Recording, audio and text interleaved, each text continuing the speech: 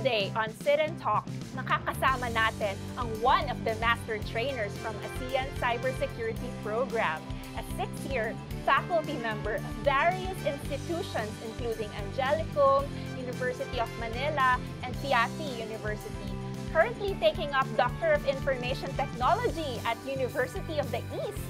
So ladies and gentlemen, here's Professor Michelle Constantino. Welcome to our show, Prof. Michelle. We're so happy that you're here. Thank you for inviting me. Your partner, Edward, pabatiin muna natin ang ating Yes, guest. of course. Okay, good day, everyone. I am Michelle Constantino. I'm very happy to actually be here in CyberChat. So, Prof. Michelle, tell us more about what you're doing. Ano bang kahalagahan itong ginagawa mo? I am currently the program head of the Information Technology Department of Fiati University in Manila, and I'm also taking up my doctorate degree in Information Technology in University of the East. I was a part of the ACSP pool because Fiati University was one of its collaborators, and at the same time, I also attended trainings and also did the cascading as mentioned earlier. Alam mo, nabanggit na sa amin ng training coordinator ng ACSP kung ano yung training na ginagawa ng ACSP. Pero hindi namin alam kung ano ba yung mechanics ng training, ano ba yung mga participants, ano yung mga modules nyo, ano yung mga topics. Pwede mo ba kaming kwentuhan ng konti tungkol? Okay, a little background on what has happened. I think this was around last year, if I'm not mistaken, in 2022. It was a 4-module course that was given to us by the ASEAN Foundation. And at the same time, it basically highlights what is cybersecurity and the basic functions. But I think it was more on the much more technical than what we use for the cascading process.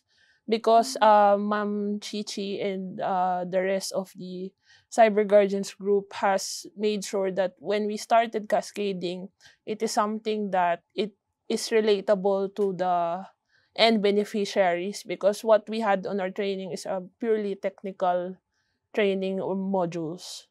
So do you still remember what were those topics? Can you just name some of them? It was about an introduction to cybersecurity, the threats, network hardening, operating systems, and also about yung basic things that we have to do to ensure that we are secured, especially online. Partner, Prof. Michelle, alam mo, very technical yung mga terminology na ginagamit ni Prof. Michelle. Ano? Kaya ba natin, magagawa ba natin to para, for the sake of our viewers, no, paano kaya maiintindihan nila yung mga ganitong terminology? Basically po, we can start with how we delivered it to the end beneficiaries per se. That we had it, for example, how are you going to react if you if you were seen a link that is supposedly a spam?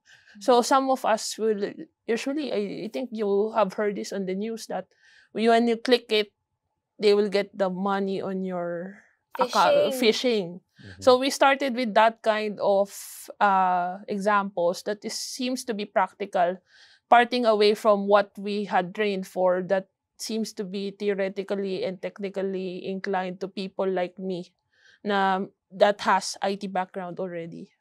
So that's really practical. It really finds relevance nowadays. Ang dami kasing spammers, ang daming scammers, hackers. So I'm curious, itong training na to, parang interactive ba siya? So nagtitrain kayo and then you elicit then yung mga feedback then or response ng mga participants nyo? Yes, ma'am. We did. I myself had established an online training because the university had a stiffer schedule that time. While some of my counterparts who were not able to attend this interview, they actually went out of, they attended different trainings in parishes, in different communities. They actually made sure that it is relatable to the audience depend on the age range that ACSP actually prescribed for. So you you have mentioned several times before that we have to keep them informed, kaya important itong ACSP training. Sa curriculum nyo ba, ano ba yan? Ilang mga topics yan? And dapat ba pag na-attenan yung first topic, dapat present din sila for the second, third, fourth? Meron ba yung certificate at the end of the training? We have 4 modules, but before those 4 modules, the introduction was already given where it is OSAIC was actually exhaustively discussed in the process. And at the same time, the students who attended the first module are actually continuing until the 4th module. Prof, meron palang 4 modules na ginagamit dito, no? So, paano nyo ini-introduce to doon sa mag-train doon sa kurso na yan? We started with cyber threats, and before we continuously go with exhaustively dealing with OSAIC, because students maybe, or those end beneficiaries may be familiar with the certain threats, but not entirely everything. Can you please give us the big picture? Ano yung usual na cyber threats? For example, especially how they would handle themselves online. That's the initial concern of the end beneficiaries, because normally their initial thinking was it was found on Facebook, since most of them are actually fond of these social media sites, and how they would handle themselves online, especially if they would see that they would be prone to hacking, or what would they do if they find phishing links, since some of them would say that there are certain links that are available over the internet that will lead them to somewhere, but sometimes they are starting to click it. So we started with that. Before we go to the bigger picture, that they have to be aware of the cyber threats that are circulating to be able to protect themselves also online. Partner, pwede bang, para sa concern din ng ating viewers, yung phishing, pwede ba natin pagaanin yung very quick meaning lang. Ano ba yung phishing na yan, di ba? Ito ba yung pangingisda ba yan sa dagat, ganyan? Pangingisda. Yung phishing itself po, parang they tend to look like the authorized website that you have, pero hindi sila yung authorized na website. Let's say for example, BPI. And then magki-click po kayo doon. Then if you put on your online login details, you will find it na eventually wala ka na palang pera. Nakuha na yung password mo. Nakuha na yung password mo, and then you will say, legit BPI link naman pala to. But if you will look at the browser, yung taas po na address, ang makikita nyo, hindi pala siya legit na BPI website. Binumukha siyang legit, pero hindi po talaga siya legitimate. So, Prof, kasi tingin ko parang hindi lang pang-usapin pang bata o kabataan. Parang pwedeng mabiktima dito mga senior citizens pa nga, di ba? Sa ganitong mga link na pwedeng, kasi minsan nakikita ko yan, bigla na lang nagpa-pop up sa isang text message, di ba? Tapos isang link siya na i-click mo, tapos baka makapagbigay na lang yung estudyante, yung bata mismo ng kanya information. So ito yung threat, no, na sinasabi natin. Ito po yung one of the many threats po. Kasi po if we will discuss everything po, baka pero Prof, sa introduction, na-cover nyo rin kahit in passing lang yung sextortion, yes, cyberbullying. That's great. And what they would do if they would face cyberbullying po. So, ibig sabihin ba, nagbigay din kayo ng option na you can report to this number, to this email address or hotline?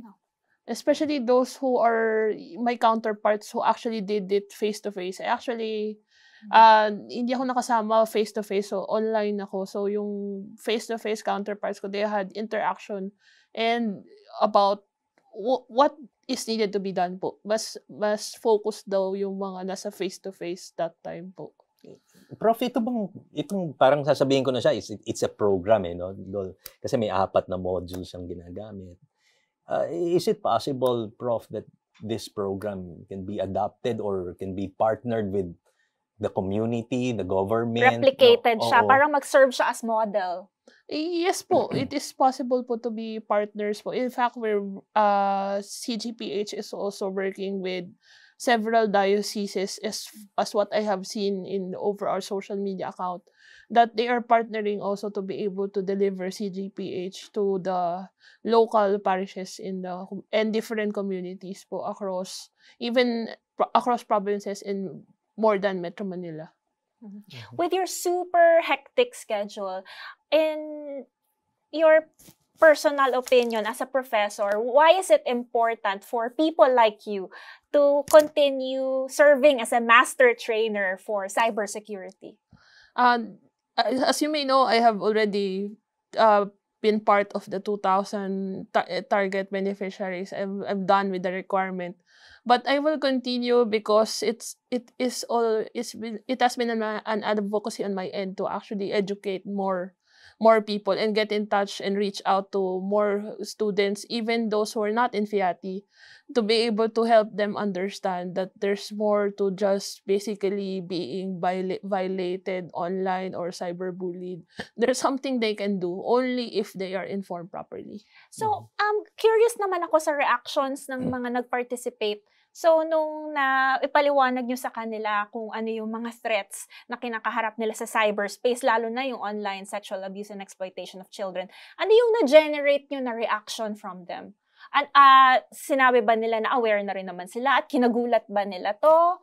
O hindi ba sila na-alarma? Parang wala lang sa kanila? Anong impression nyo sa mga participants sa training? On my end, on the end-to-end training for beneficiaries, since it was done in the university, some students are actually familiar with the threats, but na-alarm pa rin sila because of the existence of the different threats that are already available online. Because some of them, they don't know na, ay, ito pala yun, ganito pala siya kagrabe if it is not handled properly. So, yung mga parents ba? Yun nga yung next question ko. Part ba yung parents din ng training? Meron ba? I would just like to clarify, those who were part of the training was 15 to 35 years old. But there are already some parents who work in the diocese that are in the bracket that are also attending the training. So, ano pa rin, no? Kailangan pang siguro i-develop pa yung programa, di ba? Para mas ang coverage makasama kasi yung mga magulang. Makasama yung mga young parents, I think. Mm-hmm. Pero, oo nga. Kasi tingin ko important din na kahit papaano, ma-monitor din ng mga magulang yung online activities ng anak nila. Lalo na yung mga maliliit pa talaga na bata. Huwag sana nilang pabayaan. I do agree po na it needs to be monitored po at the same time. Prof. Michelle, thank you very much for investing your time and talent in training the youth so that they will know how to deal with these cyber threats. Do you have any final messages for our audience? Thank you very much, Attorney Kat, Consi Edward, and also to CyberChat for inviting me for this wonderful interview. So, I hope that in this discussion, you will find that there's more to information technology. I would like to invite people who are interested in information technology to pursue IT. There is a certification and a training from ACSP and ASEAN Foundation that you can do, and at the same time, you can also have the idea on what is in store for you when you take the IT program. I hope that we can all be together in this technology field and make a difference in different communities across the Philippines. Thank you. Yun, di ba? So, cyber safe talaga, di ba? So, kung ganun. So, mga viewers, wag po kayong aalis, standby lang po kayo dyan. Magbabalik po ang CyberChat Season 2.